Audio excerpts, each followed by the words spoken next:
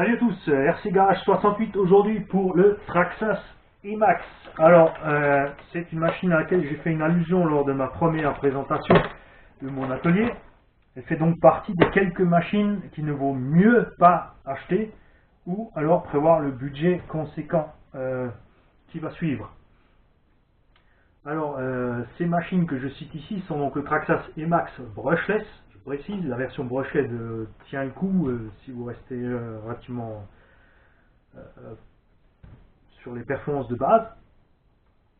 Le Team Associated Rival et donc les véhicules de chez Thunder Tiger et Team Asso qui utilisent le même système de suspension et d'amortisseur que le Rival, c'est-à-dire le MTA4 et le EMTA. Ces quelques machines, 5 ou 6, ont tous le même problème. Des amortisseurs d'origine honteux.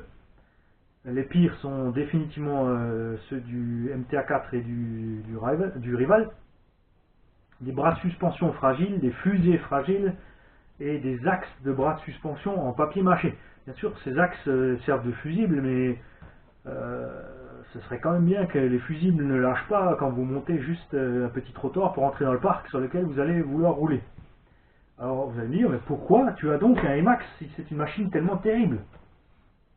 Alors très simple, c'est une machine que, comme beaucoup d'entre vous, j'adore. Beaucoup achètent un Emax pour son look, son gabarit, on aime, c'est comme ça. Et le problème, si vous l'achetez neuf en brushless, soit vous achetez donc tout de suite la pléiade de pièces de rechange renforcées qui va avec, et là vous allez avoir un budget proche d'un X-Max. Donc à vous de voir si vous préférez pas tout de suite passer sur un X-Max, qui pour l'instant ne m'a toujours pas déçu. Ou si vous voulez mettre les 1000 € dans votre Emax. Ce que je conseille à ceux qui veulent absolument en avoir un, c'est de prendre un Emax brushless d'occasion et ensuite de l'équiper, ou alors d'acheter tout de suite l'engin en pièces détachées. L'avantage d'avoir une épave ou un châssis à poil, c'est d'avoir toutes les petites pièces auxquelles vous ne penserez pas forcément au moment de monter votre engin à avoir pour réussir à le finir entièrement. Donc les carrosseries Traxxas, tout comme HPI, donc, sont au goût de tout le monde pas assez résistantes. C'est un message à tous les constructeurs, merci de faire un petit peu mieux quand même. Là, je l'ai remplacé par une carrosserie qui vient de chez Seben Racing, donc c'est une boutique eBay que beaucoup connaissent à cause de ses roues.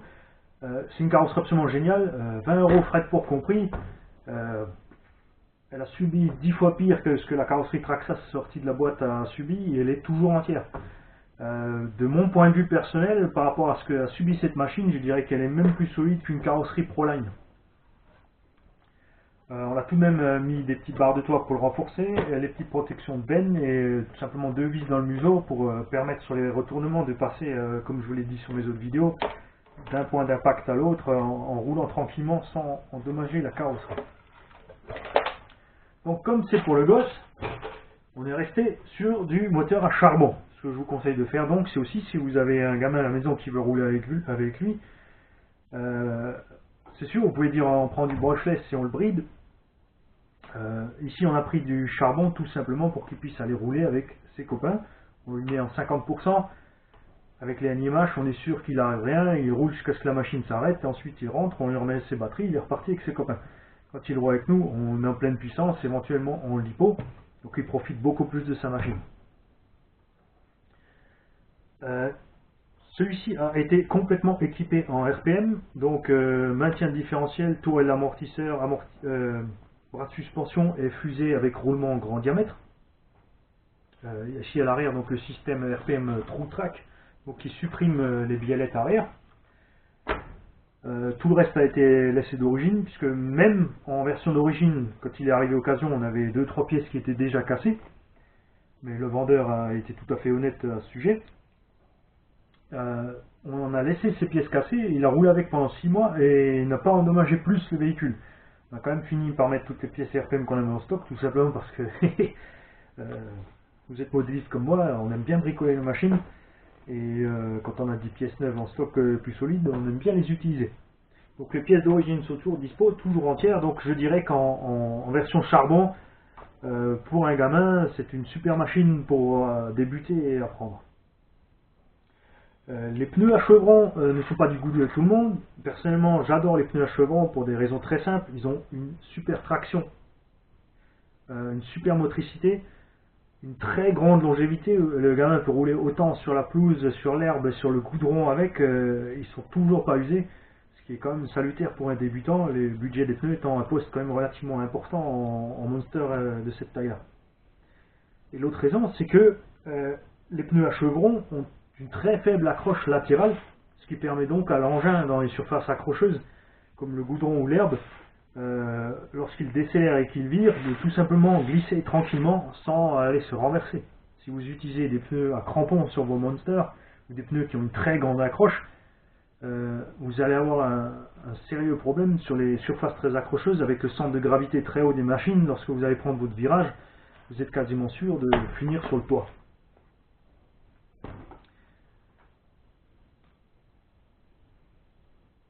C'est à peu près tout ce que j'avais à râler sur le IMAX.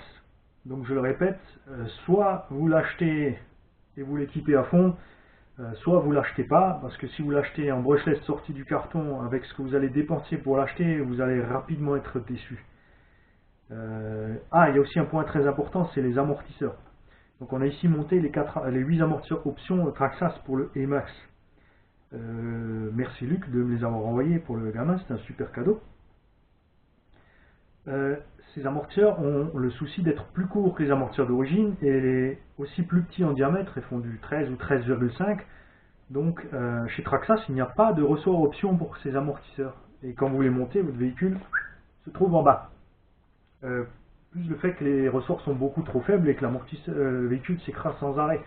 Ces amortisseurs avaient été faits à l'époque pour les versions courtes et les thermiques de Eni qui étaient donc beaucoup plus légères et n'ont jamais été adaptés au IMAX brushless. Donc Luc a monté chez lui des GTR qui ont satisfait bien plus, mais il m'a donc dit que les GTR en point de vue diamètre passaient tout juste dans les triangles et que même avec les triangles RPM qui sont donc plus épais, c'était vraiment trop juste et ça frottait sur les ressorts. Ce que j'ai fait sur celui-ci, c'est mettre des biellettes plus longues d'en base, des biellettes 3 mm de chez GeForce. J'ai ensuite mis un petit peu de gain thermo là où se fixe la bague de butée du ressort, et j'ai utilisé la bague de butée du ressort des amortisseurs d'origine ainsi que les coupelles des amortisseurs d'origine. J'ai donc pu mettre des ressorts de plus grand diamètre qui ne frottent pas sur la cage du fait de l'utilisation des coupelles à la bonne taille. Et j'ai ensuite mis des ressorts arrière de Slash 4x4 les plus durs qui sont sur le marché. Ça nous permet donc, comme ils sont vraiment bien faits ces ressorts Traxxas, d'avoir une grande souplesse sur les petits débattements, et ensuite le véhicule durcit formidablement jusqu'à pleinement, juste au moment où le châssis va percuter le sol.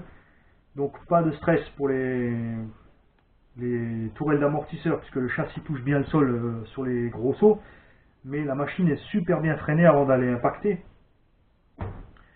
Et le gamin fait quand même des sauts avec nous à la piste de Bicross que vous avez vu sur la vidéo du X-Max. Donc il fait des bons sauts de bien 2 mètres de haut, atterrissage bien à plat. Et on n'a toujours rien cassé sur cette machine dans la forme où elle est actuellement. Quand je lui passerai un brushless, par contre, je resterai sur du 4S, qui sera largement suffisant pour ce châssis. 6S c'est définitivement pour moi à proscrire sur ce genre d'engin avec un tel empattement et avec toutes les faiblesses d'origine avec lesquelles arrive cet engin. Donc si vous avez des questions sur le IMAX, n'hésitez pas, contactez-moi. Si vous avez quelque chose à ajouter, contactez-moi. Si vous avez des trucs et astuces que je n'ai pas cités, contactez-moi. Et n'hésitez pas aussi, comme je l'ai déjà dit, à me corriger si j'ai dit une bêtise, à m'envoyer un lien pour vos vidéos, pour ce que vous proposez, de me donner vos impressions sur vos machines, parce que moi j'aime bien partager. Par exemple, dans ma carrière de modèle réduit, j'ai essayé beaucoup de marques de batteries, donc j'aimerais beaucoup avoir des retours de vous sur les vidéos par thème, c'est-à-dire sur la vidéo où je parle des lipos. J'aimerais bien avoir vos commentaires sur les marques de lipo que vous avez utilisées, sur ce qui vous est arrivé avec vos lipos, avec lesquels vous êtes content et avec lesquels vous n'êtes pas content. Tout comme avec les machines, n'hésitez pas donc sur les Macs à me dire ce qui vous est arrivé, ce qui vous plaît, ce qui vous plaît pas, sur le Zen Colossus, sur le X-Max, etc. etc.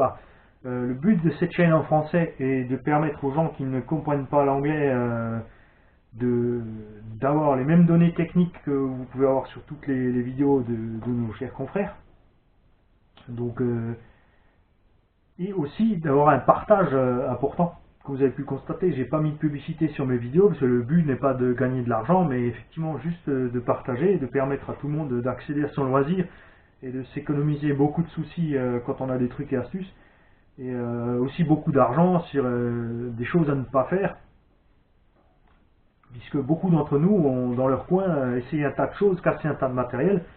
Donc faites-en profiter tout le monde, laissez-moi des coms.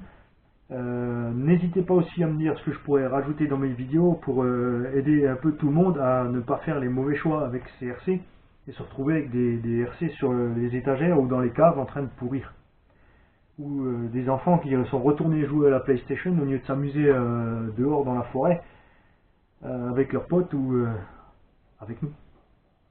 Salut à tous.